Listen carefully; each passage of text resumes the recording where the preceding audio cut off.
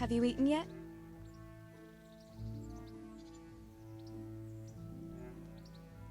Not yet.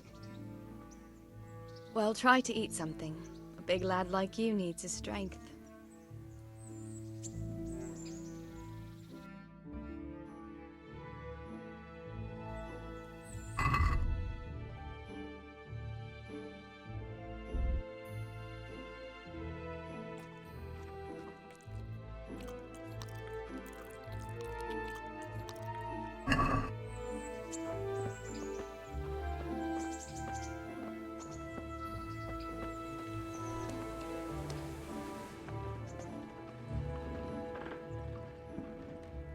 My name's Henry. Thank you for taking care of me here. My name's Peshek, and I'm the miller here. You've already met my niece, Teresa. She took care of you for 2 whole weeks while you were in limbo. And talking of you being at death's door, while you were lying here, you worked up quite a bill with the bloodletter, who came now and again to keep you alive with his potions. That quack doesn't come cheap. I paid him what I could, but I still, that is, you still owe him. I see. Well, it's better to be in debt than to lie dead in a ditch. What do I owe? I'm not afraid of hard work. You won't pay for that shoveling manure. I might have a better job for you. And it's not something any fool can do. If you prove to me you're a clever lad, I might trust you with something you could really make money from. What do you say? Well, what would you need from me? A trifle. Just to take something from someone and bring it to someone else. And not get caught while you're doing it. That sounds straightforward enough. Except for not get caught. Why would anyone want to catch me? Oh, don't worry. It's just a job like any other. Only this one requires, let's say, the right moral disposition. Do corpses bother you? No honourable man should touch them. That's the executioner's job. Did you expect I'd give you a hoe and send you out to the fields? You can dig all right, but somewhere else. I want to know whether you're going to hide behind some stupid fucking scruples, or if you might be useful for more unconventional work. I was prepared for just about anything, but that's a bit much. But go on. Tell me more. Listen, it's about this ring my mate, Wojciech, the Kohelnitz miller, had his eye on. Trouble is, they buried the ring by the gibbet, along with the villain they hung while he was wearing it. Jesus Christ. You want me to dig up a corpse, take a ring from it, and give it to your friend in Kohelnitz? Is nothing sacred to you? Money first, morals later. That fellow is dead. He won't miss it. Whatever bleeding heart came up with the idea that it's disrespectful to disturb a corpse never read the Bible. It's still a human body, only it's missing a soul. Why be disgusted by something created by God? I think I've already heard more than I need to know. You've got the tongue of the devil himself. If you tried hard enough, I bet you could justify sodomy with a goat. Watch your mouth, boy. There's a shovel here around the mill somewhere. If there's any problem, come and see me. And here's something on the side to make you dig better. Thanks. I'll need it. I can't believe I've come to this. Digging up corpses. Oh, and watch out for the executioner and his hounds. They're pretty savage. And I don't just mean the dogs. You can just throw them some meat. The dogs, that is. But the executioner? Well, don't vex him. May the Lord watch over you.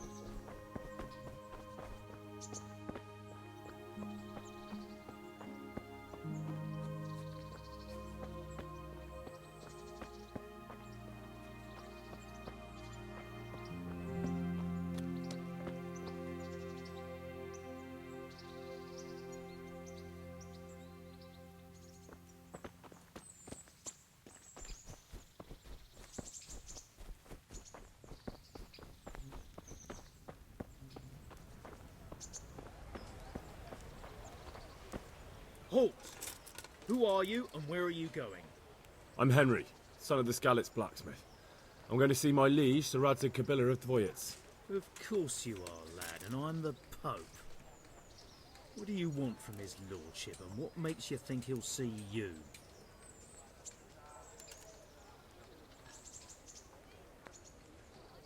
I may not look the part, but I know about honour and duty.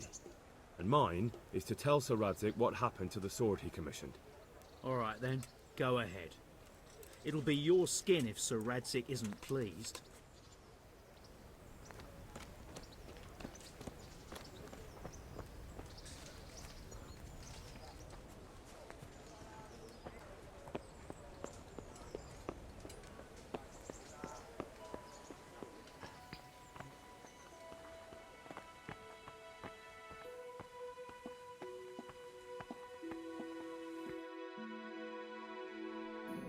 Could that be the smith's son, Hal?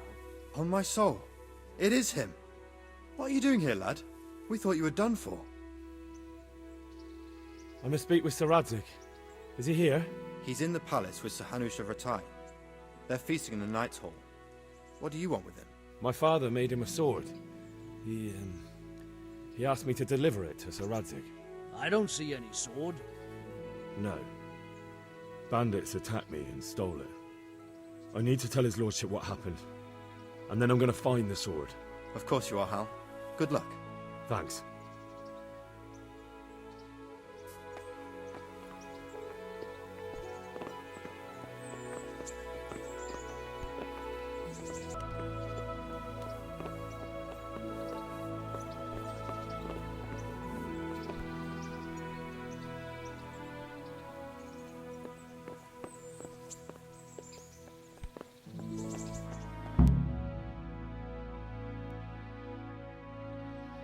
Your Graces, I have to tell you in all seriousness that this land of ours is in the shit.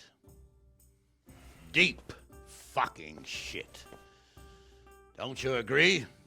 I might not have put it as eloquently as you, Hanush, but I've been driven out of my own castle, so I'm hardly going to disagree.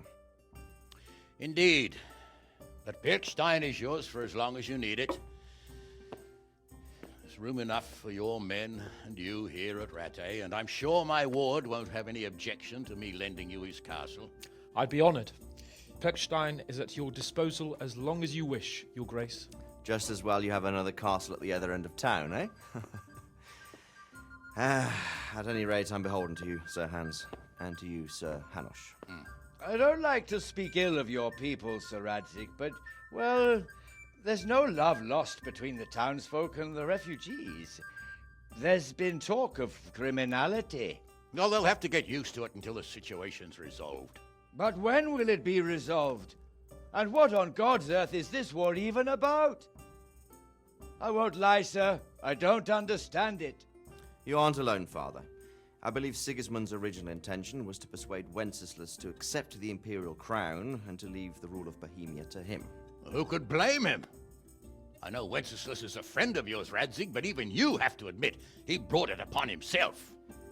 I can't deny the king neglected affairs of state for other pursuits. There is a need for order in the land, but I don't think the lords who sided with Sigismund realized just what Hungarian order looks like. Hungarian order. What concerns me, sir, is how a good Christian could resort to such brutality. To give him his due, I don't think he expected the lords of this country to stand behind the king. But thanks to him, we're tearing ourselves apart, and now he has to get things under control. But why in God's name does he have to use those barbarians? Money is the root of all evil, young sir. Wars are costly, and this one has dragged on for a year. Sigismund ran out of coin for knights, so he recruited those whore sons that settled in Hungary. The less he pays, the more they make up for it with plunder. That's why he attacked us. He was after our silver. What are you doing? You've no business here. Clear off. Wait, it's Henry. Henry, who disappeared after I clearly ordered him to remain at Taunberg. I'm sorry, sir, but I had to bury my parents. Had to? Do you think you were the only man who lost someone there? But the others listened to their lord. And it wasn't just your own life you nearly threw away. So Robard and his men risked theirs to save you. I'm sorry, but I had to. Oh, there you go. When you have to, Radzig. Your father was a remarkable man, and your mother, she was remarkable too. They deserved a Christian burial. Did you manage that at least? No. I was attacked by thieves. I wouldn't be here now if it wasn't for that girl. Girl? The miller's daughter, Teresa. The miller's daughter saved you from the footpads? Well, there's a tale to tell your children. I owe her my life. She distracted them and then brought me to Rattay. But without Sir Robard, we'd both be dead. Oh, that's what I call a good woman. Hang on to that one, lad. Still, it's a great shame your parents are buried in unconsecrated ground. That means purgatory for them. Be quiet, Friar. I didn't invite you here to eat me out of house and home and deliver a sermon while you were doing it. If you're so concerned, Father, maybe you should save the innocent souls of these fine Christians yourself. Go to Skalitz and consecrate their graves. I assure you, if you're killed by bandits, your soul will soar straight to heaven, as long as someone buries you in consecrated ground first. If there's anything left to bury, that plump carcass of yours would be quite a feast for the wolves and the crows. And one skeleton looks much like another, so how would we know which were your ordained bones or those of Sigismund's Tartars? Be that as it may, why have you come here? I must get your sword back. Sword? My sword hangs here at my side. No, the sword my father forged for you. One of those thieves stole it from me. They almost killed him and he already wants to go back. Takes after his father, I suppose. Lad, I've lost a castle, a village, silver mines, and a good half of my subjects. Why would I miss one sword? Because it's the last one my father forged, and I promised him I'd deliver it to you. I understand. I'd feel the same way. But prudence is the better part of valor, and a dead man keeps no promises. Aye. The woman had to save his fat from the fire, and now he wants revenge. What kind of fool are you, boy? He's no fool. Henry, you have courage, but you need training, arms, a horse. Or do you mean to beat this thief at dice? No, sir. Please, take me into your service and give me the chance to learn these things. The gall of him. Fled from the enemy, disobeyed your orders, duped Sir Divish, lost your sword, put Sir Robard in danger with his actions, and now he wants a promotion. Sir Capon's right. What you say is certainly true, except for fleeing the enemy. You would have run as well, believe me. Henry's earned some punishment, but how do you punish someone who's already lost everything, Courage and blind obedience are good qualities for a soldier, but a wise man also appreciates loyalty, perseverance, and determination. Besides, that was a fine sword that his father made. If he thinks he can get it back, I won't turn it down. My lord, he's a peasant. You can't make a squire of a peasant. Why not? Someone made a priest of a pig. He isn't a peasant, Father, he's a blacksmith, and recent events have left me in need of his skills. So, you'd like to enter my service? Sir, Yes, I would. You won't regret it. I probably will. I'm doing this for your father, lad. Don't disappoint me. Oh, fortune has finally smiled on you today, lad. Make the most of it. Now that I think about it, Sir Hanush, the boy needs training and experience, and you need spear carriers. That's true. The bailiff is always complaining about your people making trouble in the camp. Maybe one of their own among the guard might help. It might. In any event, it will prove valuable experience. But let's be clear. You're the one paying him. Captain Bernard, see to his training, and then send him to the bailiff. Yes, sir. And don't spare him. You can rely on it, sir. Don't forget, Henry. Don't disappoint me. I won't, my lord.